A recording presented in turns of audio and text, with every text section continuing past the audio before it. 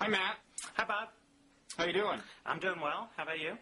Good. Welcome to Blogging Heads TV. It's good to be here.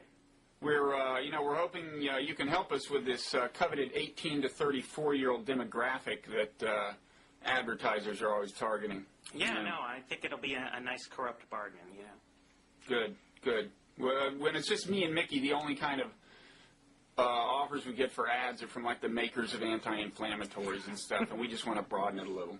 All right, sounds like a plan. So we're bringing some youth on board. So this, a little bit of a political earthquake, I guess, with the Palestinian elections. Yeah, it seems to be. Go ahead. Well, I read, actually, an interesting thing on a guy named Jonathan Edelstein's blog, which said that the exit polling wasn't even necessarily off as much as people initially thought, but that it had to do with the way the individual seats worked out, and that in multi-candidate races, those get very hard to project, and so everything sort of wound up breaking in Hamas's favor, and they wound up with a proportion of the seats that far exceeds their actual share of the votes. Huh, I didn't realize that. That's what he was saying, and he. But it's going to be a clear majority of seats, right? Yeah, no, an overwhelming majority of seats. But they actually only they won a plurality of the votes, but it was a relatively narrow one, and not a majority at all. But they have a huge majority in the number of seats. And the prevailing reaction at the moment seems to be that this is very scary and probably bad news, right? I mean, and not just on the right. I mean, I get the sense that across the board here in America, people are quite unsettled by this. Sure, panic prevails. But and what's your view? Well, I know you're a Hamas fan, so to speak. That's not the way I would have put it, Matt. Sure. And I see the logic to that position, which is, I guess that, you want, if you're Israel, to be able to negotiate with a government that actually has the capacity to shut down the violence, if they want to. That's one important point, yes. Although that seems to me to assume that Israel genuinely wants to negotiate with somebody. What I'm hearing a lot of from sort of American Israel fans, I mean, you see a couple posts on the corner saying this, you see an article on the New Republic's website, seems to more take the view that this will provide Israel with the international cover they need for refusing to deal with the Palestinian Authority and just continuing with pure unilateralism, this time utterly without any kind of pressure from the United States or even from the European Union. That is a danger. I mean, there's been an interesting dynamic all along between Hamas and Likudniks. And right now, the government, whatever the party affiliation the head of Israel has right now, it's from the Likudnik lineage. Sure. The interesting dynamic is that they have always behaved as if they were trying to empower one another, kind of. Right. I mean, Likudnik policies had the effect of empowering Hamas. What Hamas did had the effect of empowering Likud, and in a certain sense, they were playing a non-zero-sum game. And they recognized that kind of. They were the ticket to one another maintaining power within their local context. And one question is, my hope is that Hamas, having to assume the burden of actual power, will change that dynamic within Hamas's psychology. And what you're saying is that even if that happens, that may not be enough, because you think conservatives within Israel, at least, will continue to want to use the specter of a very scary Hamas to not deal in a serious way with the Palestinian issue. Yeah, that's how it seems to me, and I think they'll want to do that largely because they will think correctly that outside actors will let them get away with it. I mean, I don't see... it's interesting because in some ways Hamas coming to power is an interesting test of the Bush administration's whole idea about spreading democracy and fighting terrorism.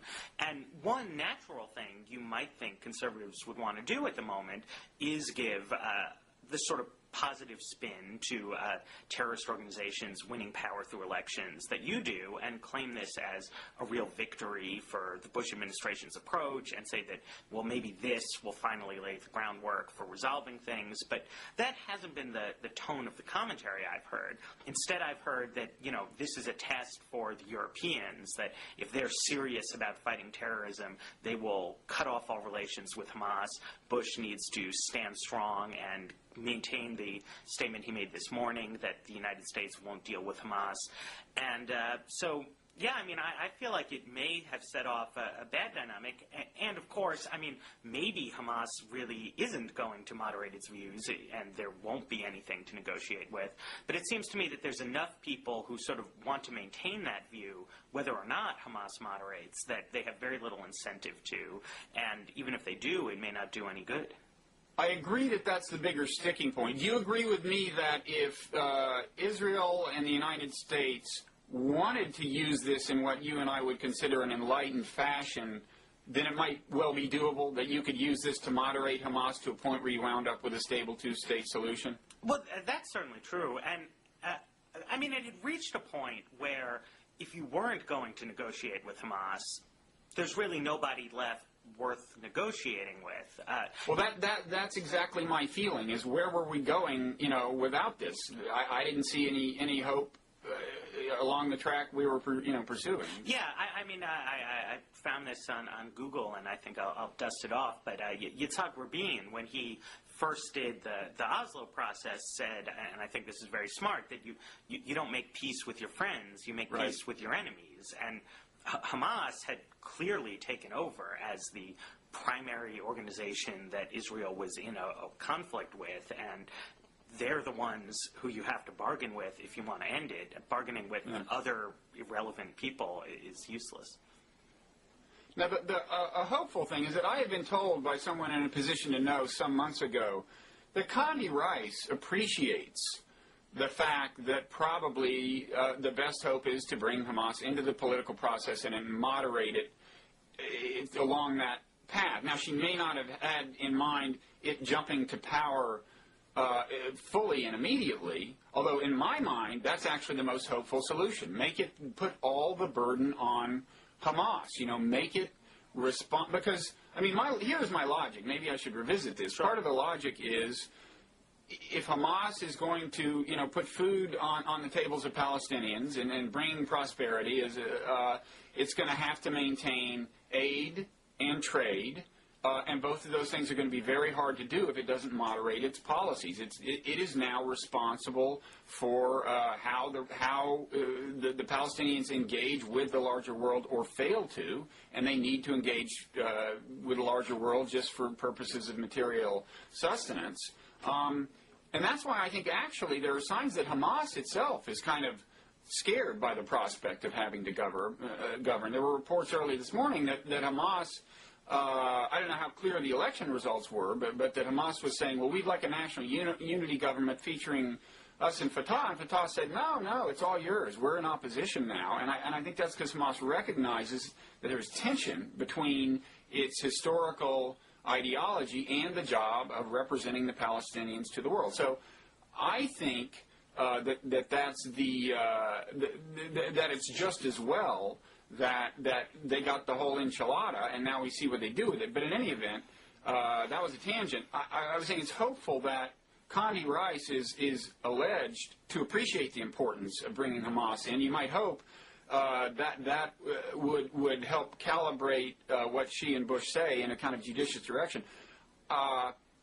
And so far, it's not clear to me whether, have you paid attention to what Bush has said exactly, and whether you think it gives Hamas enough leeway? I worry that already he said things that are maybe asking for a little too much too soon. But do you have a view on that? Well, what he said that I saw was he said that the United States couldn't work with a political party that's dedicated to the destruction of Israel, which is obviously, I think, a fairly reasonable thing to say, that there's no kind of deal that could work out as long as that's Hamas's position. But that's true. It struck me atmospherically that the message he was trying to send was more stick and less carrot, was more a question of standing strong, with Israel and against terrorism than one of sort of hope and trying to draw people in. I mean, that's maybe reading a lot into one press conference, but it does seem to me that, even if the administration appreciates on some level the possible dynamic here and the only way out, I don't think this is ever an administration which has seemed to understand the centrality of the Israel-Palestine conflict to, broader questions about the United States' involvement in the Middle East and terrorism and things that it's trying to deal with. This has always been a kind of low-priority topic for them, and this is a bit of a sticky situation that nobody really wanted to deal with, and I think the temptation is going to be to just sort of use Hamas's big win as an excuse for shunting it aside, which has, because in some ways, Bush's personal inclination has always been to not really engage with this issue. To do what? I'm sorry? To not really engage with the Middle East conflict. Yes, I mean, 9/11 forced him, in that general direction, and I do think Condi Rice attributes a fair amount of importance, whether enough, I don't know, but to the Palestinian problem. And I've got to think she's going to try to make the best of this, but I think if they start saying, I mean, it seems to me there's no way, as a practical matter, that Hamas can turn around. Well, let me tell you the way the New York Times, in a story that showed up today online after the results were clear, and after Bush's press conference said, Bush warned Hamas that the West will not deal with it unless it disarms its militias, renounces terrorism, and recognizes Israel. Well, there's no way that Hamas can do that, within 24 hours. Right. It has to be a somewhat graceful exit from its traditional ideology.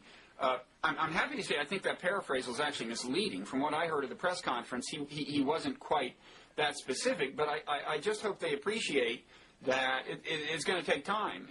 And of course, you can't have Hamas demanding the extinction of Israel while reaching any kind of a viable settlement. On the other hand, Hamas cannot afford to explicitly renounce everything it has stood for, within a week or so. But right. I mean, we'll see. The hope would be, I think, that a moderation of Hamas's stance would need to grow somewhat organically out of the practical problems of governing.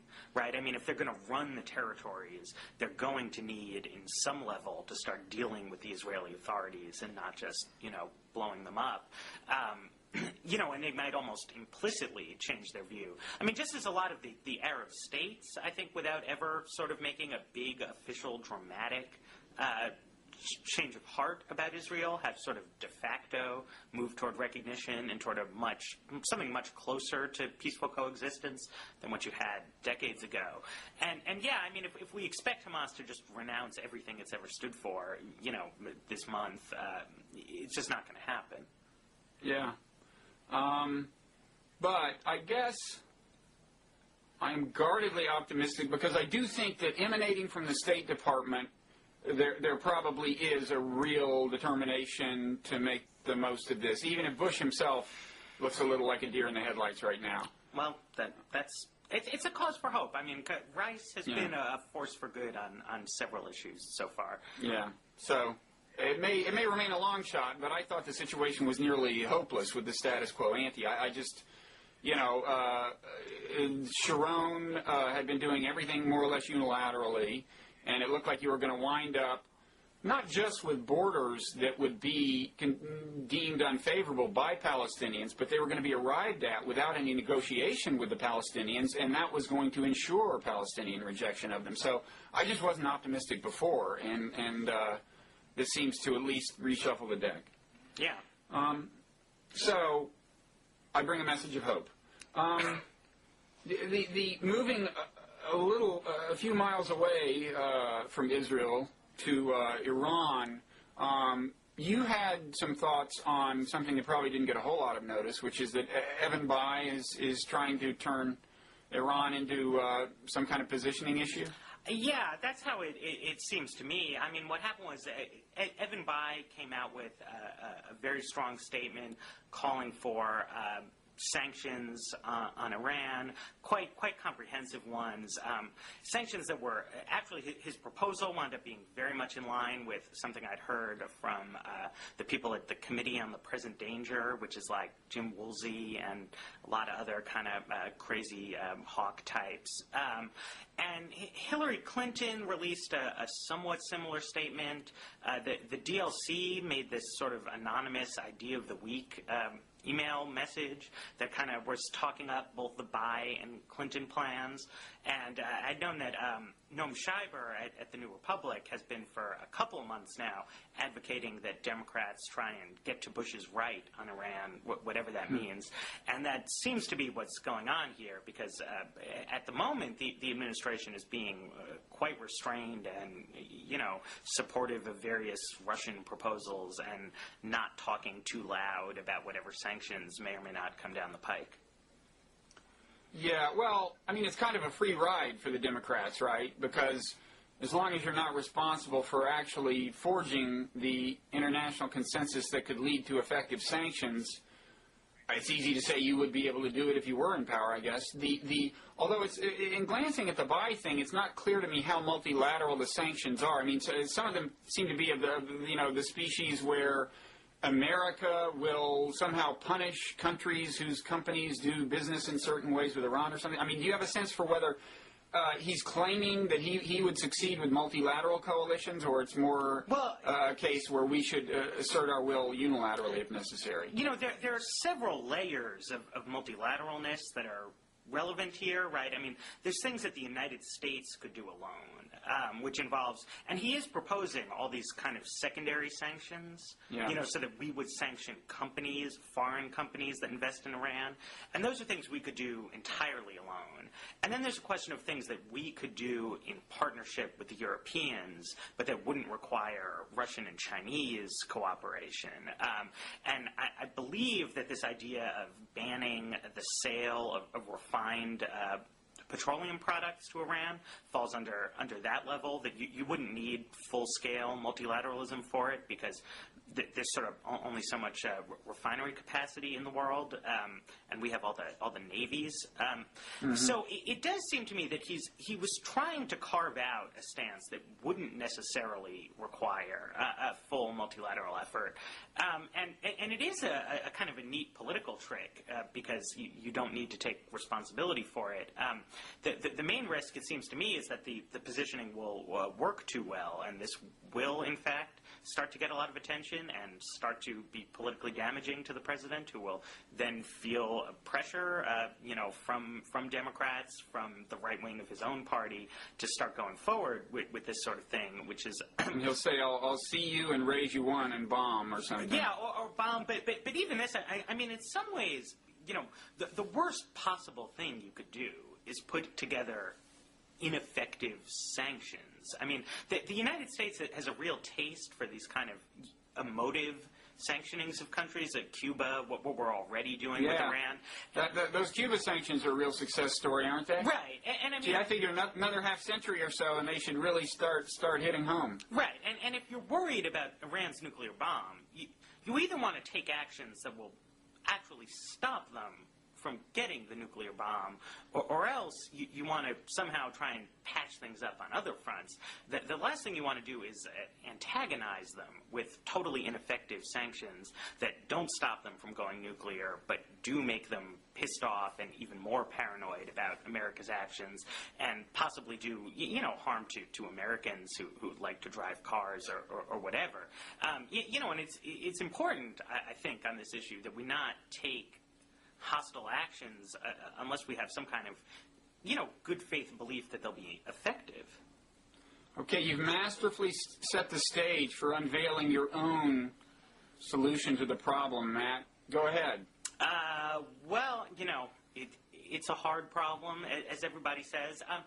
What I do think is noteworthy is that the administration hasn't really tried much in the way of carrots or engagement or outside-the-box thinking. Flint Leverett had this idea in the New York Times op-ed page the other day about trying to put together some kind of Persian Gulf-wide nuclear-free zone with some kind of security structure. He was claiming to have sources in the Iranian government who told him they would accept that deal. I don't know.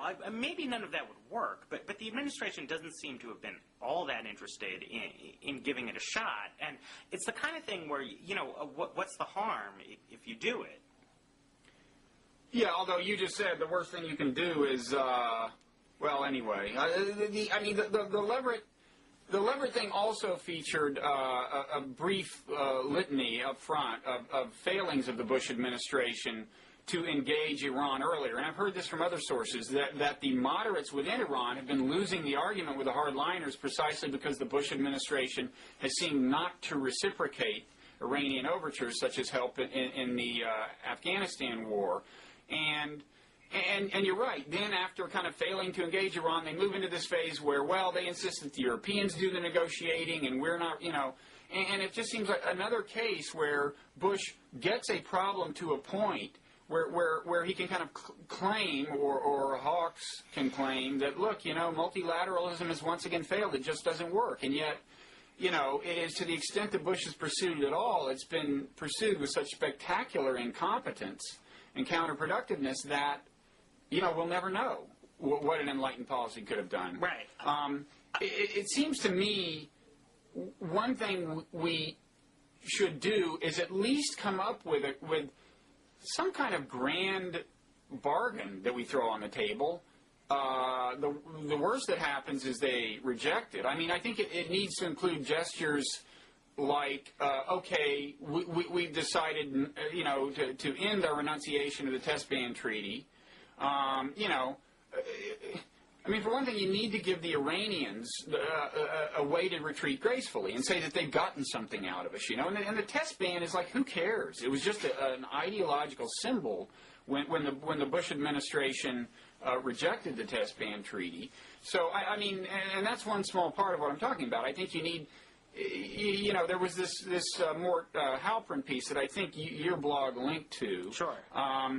And Mickey and I discussed this, where you just made the point that, look, you need to say things that make sense to the various people you're trying to enlist in the solution. That includes Iran. It also includes all our allies, like Europe and so on.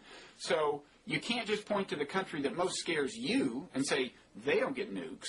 You have to come up with some sort of general plan that affects more nations and asks for some sort of concession from a number of nations, and possibly including tighter monitoring of those nations, those other nations that have nuclear weapons. But anyway, that's my grand bargain speech. I agree.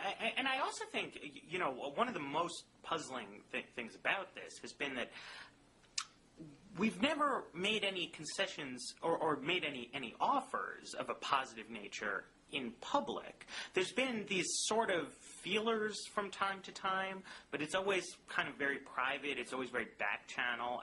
And you can understand why maybe moderate factions in the Iranian government feel the need to sort of keep everything hush-hush, and talk to American officials in Switzerland or whatever, because they're, living in a dictatorship. But what is it that's stopping American officials from trying to put things on the table publicly and try and change the dynamic inside Iran that way, because the Iranian government is authoritarian, but it's not completely immune to popular pressures and so on and so forth. And, on some level, you wouldn't want to phrase it this way, but, try and make it clear to residents of Iran that the United States would just as soon not have this whole series of conflicts with their government, with their regime, which, this is a legacy of 20-plus years of back and forth since the